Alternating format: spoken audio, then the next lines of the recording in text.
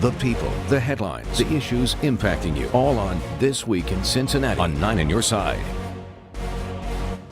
And welcome back, everyone. We are continuing our conversation with Cincinnati mayoral candidate Rob Richardson Jr. In this segment, we're going to be talking a little bit about the poverty issue in the city of Cincinnati. The city ranks 6th in the nation for child poverty, and that's according to an analysis of the issue last fall by the Child Poverty Collaborative. More than 33,000 children in the city are part of families that are below the poverty line, the federal poverty line. That is, for a family of 3, by the way, 1 adult and 2 children, that's about $19,000 per year. So I think the first question here is we come out to Lucy May from WCPO.com, who covers issues such as child poverty and homelessness in the city, and of course Rob Richardson. When you hear 6th in the nation with child poverty, what is your first reaction to that? It's completely unacceptable, and it's and we have to do something about it to really address it. I do want to make sure that we understand what we're talking about when we say childhood poverty, because I think it's a term we use a lot, but children are in poverty because their parents are in poverty. So it's a systemic problem that's not isolated to children, and we have to have a systemic response to that. And I don't think you see that level of engagement. In order to tackle poverty, you have to have a systemic response. So we have to look at how we're going to work with the K-12 system, how we're going to work with universities to expand access and opportunities. This is something I've had experience with, so I help lead a program that's still there, permanently funded by the president and by the provost's office, called the UC Scholars Academy. It was based upon the experiences I've been through. And early on in school, I struggled. I was in learning disability classes, but thankfully I'm blessed enough to have strong parents and a mother who told me, don't let yourself be defined by anybody's narrow expectations. You define yourself for yourself, by yourself. So because of that, despite what teachers and counselors told me that I would never go to college, I was able to get there. But I realized that there's so many other families that have similar struggles and circumstances, but they're not blessed with the same access and opportunities. So we started the UC Scholars program that works with Hughes High School, a high school right across the street, but really has a lot of the challenges that you really discussed. And the valedictorian some years back could not get into Clifton's main campus. That tells me we were having a systemic failure. So we started this program. It's a support system. It's a support program. Over the summer they come. They stay with us for 4 weeks, and then we give them year-round support.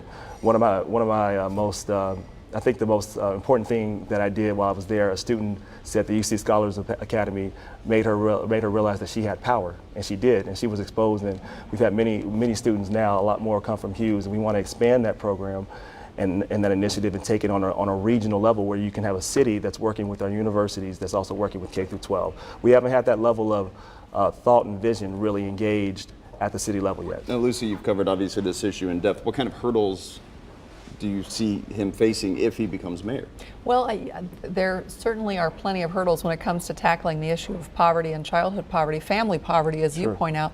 I guess I wonder, you talked about a systemic approach. What do you think about the work that the Child Poverty Collaborative is doing? That's something that the incumbent mayor has been very much involved in. Do you think that's the right approach, or should a different approach be taken? I mean, first of all, I know there are some private citizens that are involved with that process. So I think whenever someone tries and folks try to solve it, I think that's certainly to be commended. But in terms of why we don't necessarily see that systemic focus, it's because the people in charge, often the incumbents, are just focused that, they're doing these things for just recognition. They're doing what's next politically, just to get a focus, come up with with the catch line and say we have a initiative, but don't really do what it takes, because really to get at it, I define innovation as not necessarily starting a new company or making money, but really challenging the status quo. Because we have to challenge how things are done fundamentally, and that means looking at doing things completely differently. It has to take real alignment and initiative, and it's going to take the same type of focus we put on development, such like in Over the Rhine, which is good. It takes that same type of intensity to really get at the problem. I don't think we've had that. And I know on your website, when you really break down issues, you really touch on affordable housing and expanding that as a way to address the poverty issue. Do you feel like that's enough, or does there need to be a broader? No, as I've said often, when you look at poverty, it's basically a three-legged stool to really, if you want to really tackle it. It's access to education and information, it's looking at transportation, and then it's housing.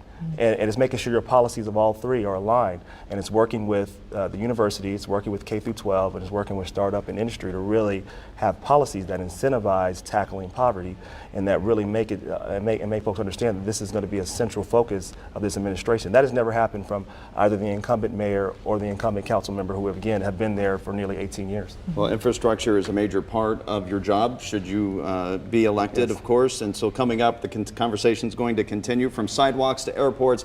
The mayor, of course, is a vital player in maintaining and developing transportation for the entire tri-state, but few transportation issues are as contentious as the streetcar. Coming up next, we're going to speak with candidate Rob Richardson about that very issue.